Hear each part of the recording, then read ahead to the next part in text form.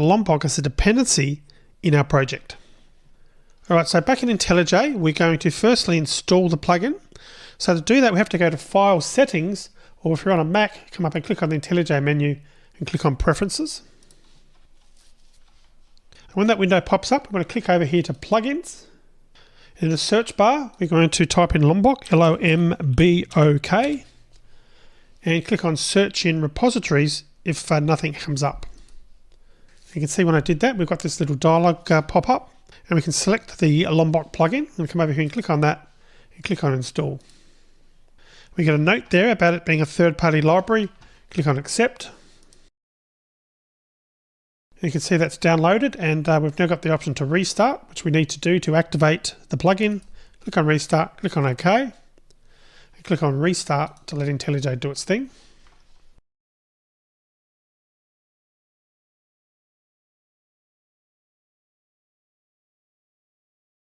Alright, so after IntelliJ restarts, which it has now, we need to enable annotation processes. We're doing that because Lombok actually is an annotation processor. So to do that, we need to go in IntelliJ to File, Settings, or again, if you're on a Mac, click on the IntelliJ menu and click on Preferences.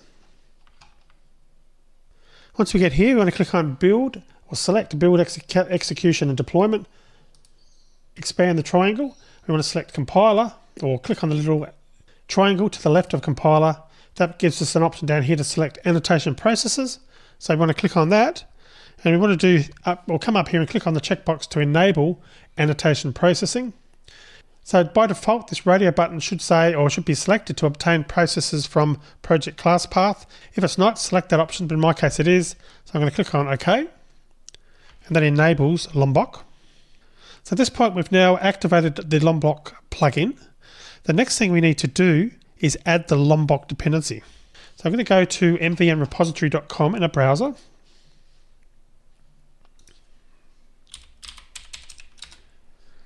As we would normally do for a dependency, and do a search for Lombok.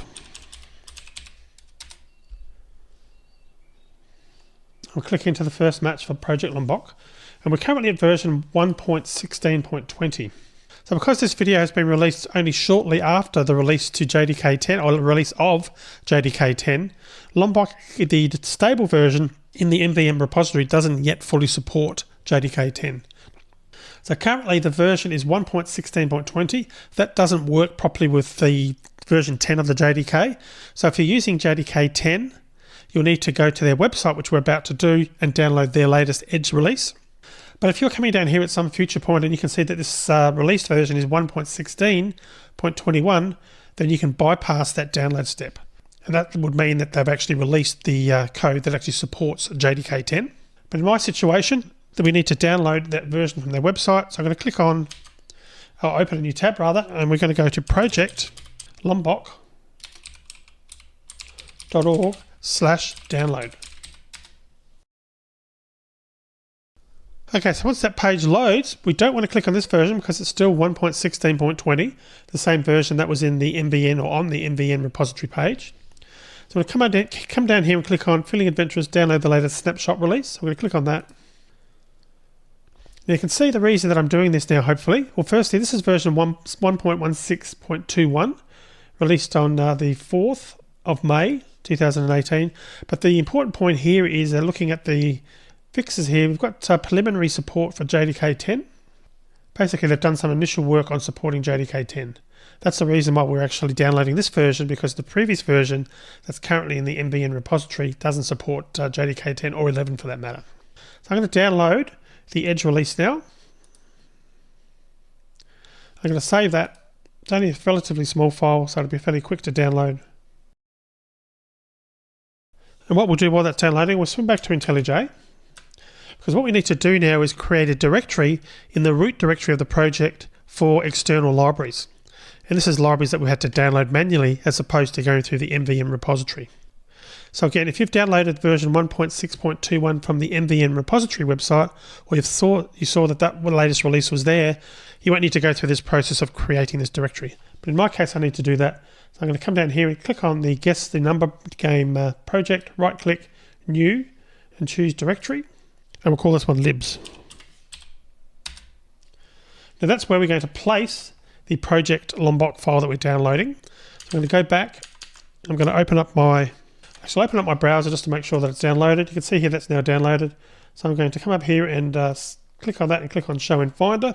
Basically, you're just going to navigate to the folder where the file is. I'm going to right click it and select copy. You do the same on any operating system.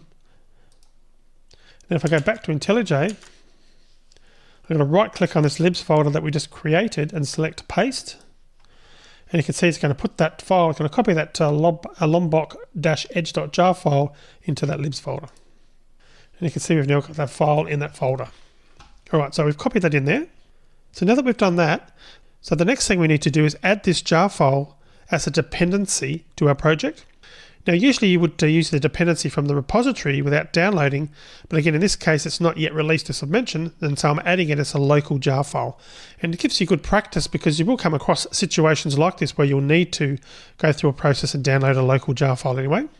So essentially what we're going to do is set up the dependency as usual, but in the core project, we're going to overwrite the dependency version and use it as a local jar file. And we'll go through this process in this video.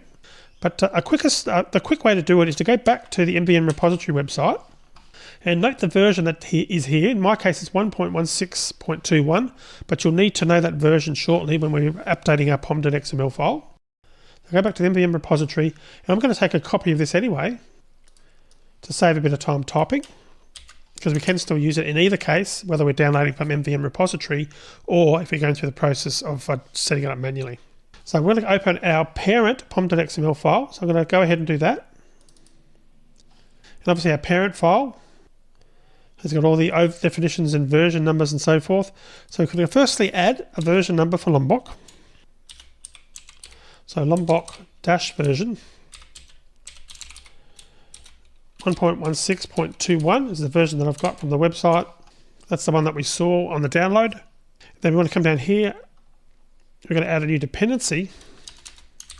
The dependency is going to be obviously here for Lombok. Then what I'm going to do here is change the version number to 1.16.21, which was the version from the page. And I'm going to remove the scope from here, but we'll be talking more about scope shortly when we edit the core pom.xml file. And actually, of course, I didn't want to put the version number in there. We needed to type in and use the tag. So the $, left and right curly brace, Lombok-version. Of course, we're doing that because we've already defined it up here. So we can change the different versions without hard coding version numbers. All right, so that's what we need to do in our pom.xml file for our parent one. Now we want to go to our core module, and we want to open the core module pom.xml file. Let's clean this up a little bit so we can see it a bit easier. So I'm going to open that, and we want to come down here and configure Lombok in here. So I'm going to do the same thing. I'm going to paste in as a dependency Lombok, knowing that we're going to need to delete a few of these things, and just give it a moment to resolve. Down the bottom you can see that it's resolving dependencies there for us. As normal, we're going to get rid of the version number, so we can do that now while we're waiting. And we've got the group ID and artifact, and we've still got scope there. Now, because we're about to configure the file that we downloaded, the jar file that we downloaded from the website, we actually do need to use this scope. Basically, the reason is that we're going to be using that local file, so we need to configure our pom.xml file in our core module so that it does use the local file. We can configure it accordingly. So we need to change this scope and change that to system. So what that is doing, it's telling the configuration that we're going to be using a jar from the system, in other words, a local jar file. Now, when we configure this to use a local jar file, it needs to know where that file is, so we need to specify the path to that jar file.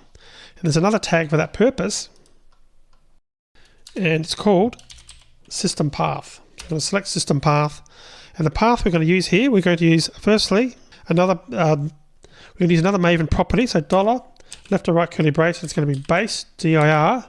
Then outside of the right curly brace, it's going to be slash dot slash libs. And notice that IntelliJ is coming up with the path for us automatically, which is nice. And lombok-edge.jar, and select that. So we've now told the core project to use that dependency, and we've also specified where to find it as well, and obviously the name. And again, that base dir property that you saw me use there is another Maven property we can use to give us the base directory of the project. Alright, so that's it at this point now for configuring Lombok inside IntelliJ and for our project. So the next step now is to quickly test it out. So for that, what I'm going to do is open main.java.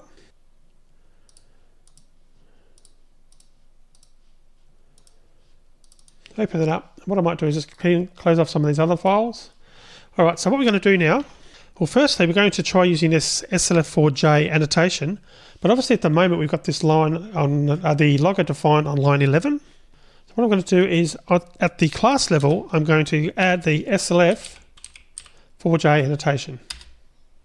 Now notice when I do that, we're showing an error on the annotation itself. If I hover over that, you can see that it's telling us that it's not generating a field log. A field with the same name already exists.